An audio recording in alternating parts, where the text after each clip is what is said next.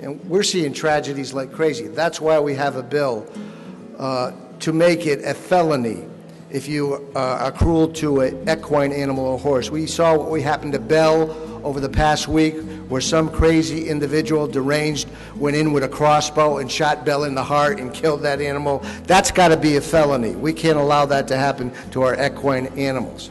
Some of our colleagues in law enforcement, in the DA's office, in the judicial, are getting your message, because you're showing up at some of these court cases, you're speaking out, you're talking to the legislature, we're speaking out, we're even going to visit the bears when we have to, and it's important to have them on our side. We can strengthen Buster's Law by supporting bills that create a statewide registry of convicted animal abusers so they can never own a pet, and raising penalties for killing or injuring a pet in the commission of another crime.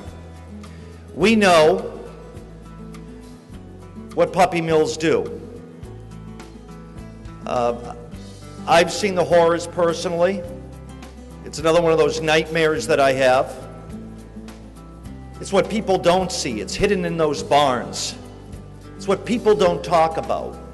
It needs to be talked about. Now we need the towns and municipalities to step up. I want to talk about a new piece of legislation that I'm partnering with Assemblyman McDonald, and that's a feral cats bill. I've listened to people in my community, and I'm more of a rural senator, and I'm listening to John McDonald, and he's more of an urban assemblyman.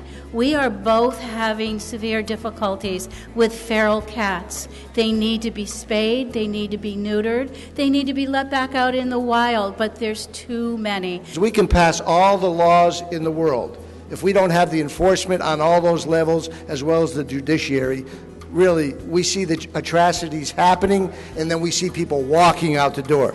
We can't let them walk out the door anymore. That's not going to happen. We're going to keep pursuing. And thank you so much for being here all 4 years. Because if you weren't here physically, I know you were here emotionally, mentally, with your heart, and you were out there doing the work you always do 24/7. And that is helping our pets, companion pets, and others. Now look, the New York State Legislature today has gone to the dogs. But the good news is things are going better here than they've ever gone before. Now that's a message. Jim's really to be applauded, and his staff to be applauded for pulling this together, and the thousands of you from this region.